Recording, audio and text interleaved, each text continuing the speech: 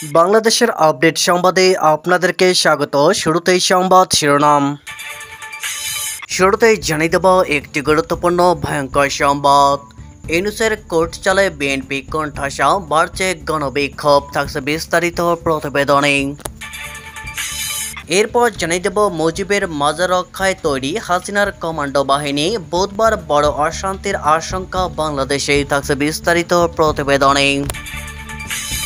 এবং সবশেষে জানিয়ে দেব ইউনূস সরকারের সময় শেষ, জরুরি বৈঠকের ডাক বাংলাদেশি সেনাপ্রধানের, পিছনের দরজা দিয়ে এবার আসল খেলা শুরু। থাকছে বিস্তারিত প্রতিবেদনে।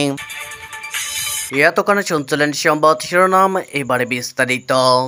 ইউনূসের কোর্ট চালে বিএনপি কোণঠাসা, বাড়ছে গণবিক্ষোভ। বেরিয়ে এলো নতুন এক চাঞ্চল্যকর তথ্য। পুরান ঢাকার মিটফোর্ড হাসপাতালের সামনে শুক্রবার একটি পৈশাচিক হত্যাকাণ্ডের ভিডিও গোটা বাংলাদেশকে নাড়িয়ে দিয়েছে। চাঁদা নিয়ে গন্ডগোলের জেরে ক্ষুদ্র ব্যবসায়ী মোহাম্মদ লালচাঁদ ওরফে সোহাগকে গুলি করার পর বিশাল একটি কংক্রিটের ছাই দিয়ে মাথা থেতলে মৃত্যু নিশ্চিত করা এই ভিডিও সামান্য অংশ দেখেই প্রত্যেকে শিউরে উঠেছেন। কিন্তু পরিস্থিতি বিবেচনা করে বাংলাদেশের এক রাজনৈতিক পর্যবেক্ষকের ইঙ্গিতপূর্ণ মন্তব্য, একটি বিষয় লাউড অ্যান্ড ক্লিয়ার, ওই কংক্রিটের ছাই আসলে খালেদা জিয়ার দল বিএনপিরই মাথায় এসে পড়েছে। বাংলাদেশের 4 জন রাজনৈতিক ভাষ্যকার মনে করেছেন, আওয়ামী লীগকে ময়দান থেকে সরিয়ে দেওয়ার পর এবার সংশ্লিষ্ট মহলের নিশানা বিএনপি।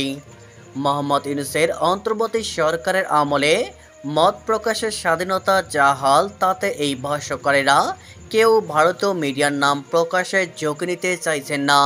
তবে তাদের মধ্যে অন্তত 3 জন মনে করেন মেটিকুলাস ডিজাইন এ বাংলাদেশে 2006 এর সেই -2 কর্মসূচি বাস্তবায়ন করা হচ্ছে।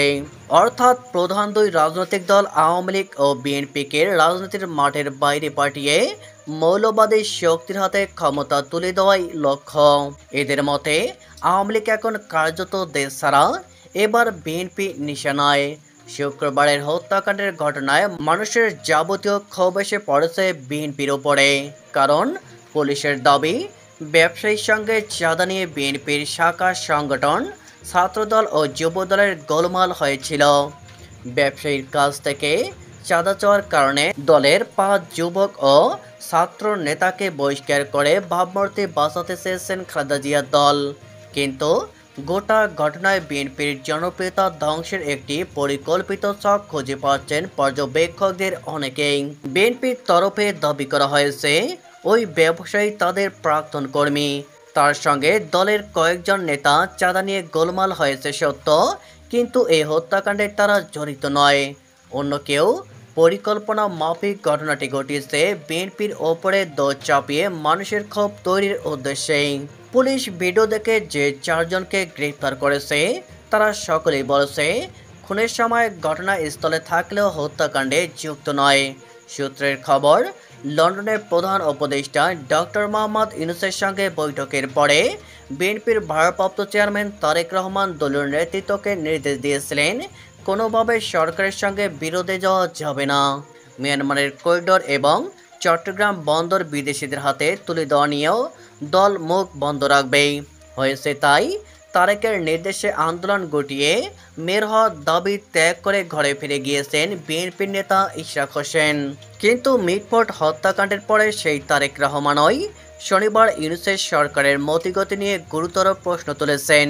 ঢাকার একটি অনুষ্ঠানে ভার্চুয়াল বক্তৃতায় এদিন তিনি বলেন, এই ঘটনায় স্ক্রিনে যাকে হত্যা করতে দেখা গিয়েছে তাকে কেন সরকার এখনও গ্রেফতার করেনি? আমরা কি তাহলে ধরে নেব যে যারা বিভিন্নভাবে মব সৃষ্টি করে একটি পরিস্থিতি তৈরি করতে চাইছে, সেখানে সরকার ও প্রশাসনের আশ্রয় রয়েছে এবং প্রশাসনের প্রশ্রয় আছে? পর্যবেক্ষকরা বলেছেন, তারেকের সঙ্গে লন্ডনের বৈঠকে ইউনূসের লক্ষ্য ছিল ডিসেম্বরের মধ্যে নির্বাচনের দাবিতে আন্দোলনের প্রস্তুতি নেওয়া, বিএনপিকে কার্যত ঠুটো করে দেওয়া। তাদের মতে এই লক্ষ্য অর্জনে ইউনূস 100% সফল। ফিরে আসার পরেও নির্বাচনের দিনক্ষণ নিয়ে স্পষ্ট কিছু বলেননি তিনি। ডিসেম্বরের মধ্যে নির্বাচনের প্রস্তুতি চূড়ান্ত করতে স্বরাষ্ট্র মন্ত্রকের অফিসারদের ইউনূস একটি নির্দেশ দিয়েছেন বলে তার প্রেস সচিব জানিয়েছিলেন। শনিবার স্বরাষ্ট্র উপদেষ্টা জাহাঙ্গীর আলম জানিয়েছেন, নির্দেশ মেনে ডিসেম্বরের মধ্যে তারা প্রস্তুতি শেষ করবেন, কিন্তু ভোট কবে হবে তিনি জানেন না।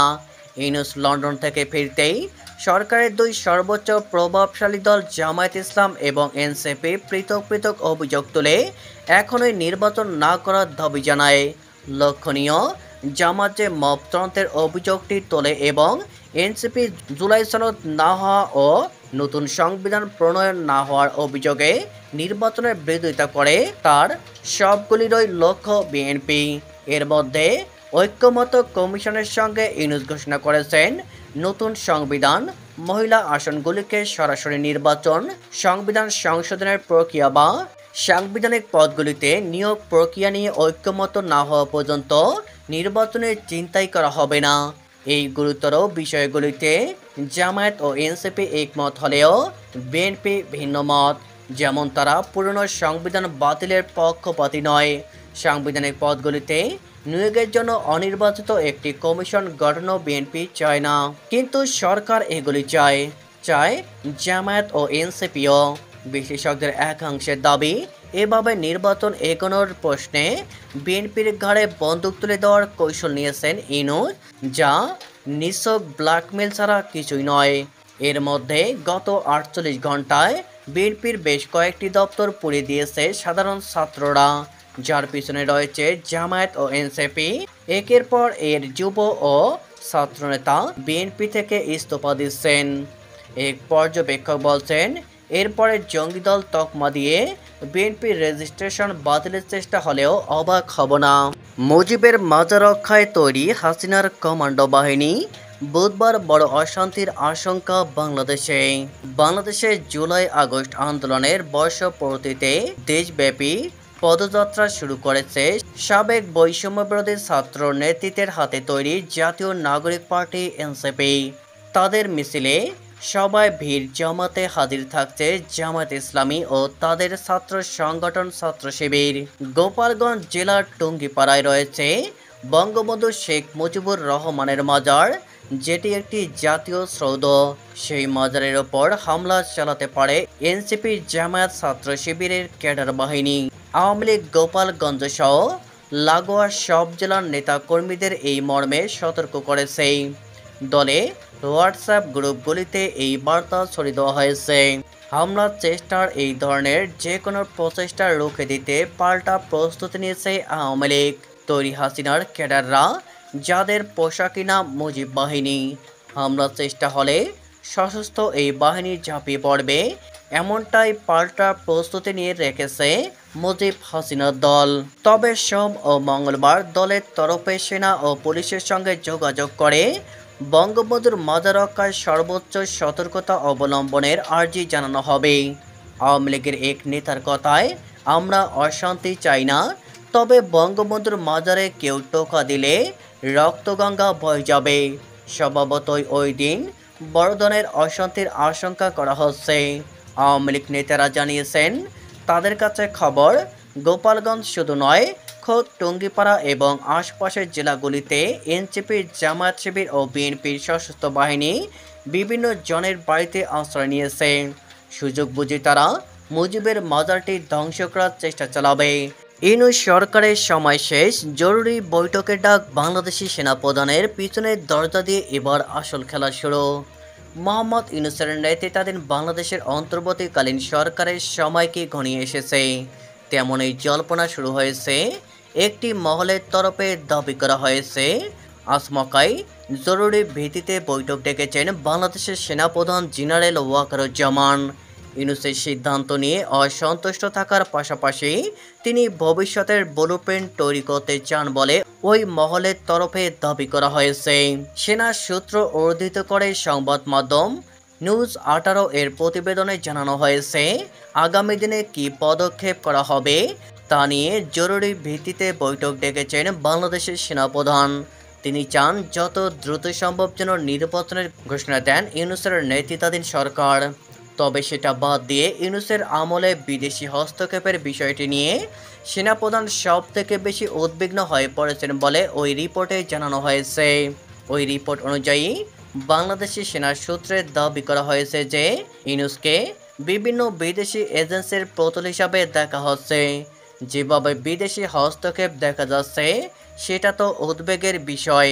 সেই সঙ্গে নির্দেশিকা জারি করে জেল থেকে বন্দীদের ছেড়ে দেওয়ার পথে হেঁটেছে ইউনূস সরকার, তা নিয়েও বাংলাদেশি সেনাপ্রধান যথেষ্ট বিরক্ত বলে উদ্ধৃত করে ওই রিপোর্টে জানানো হয়েছে।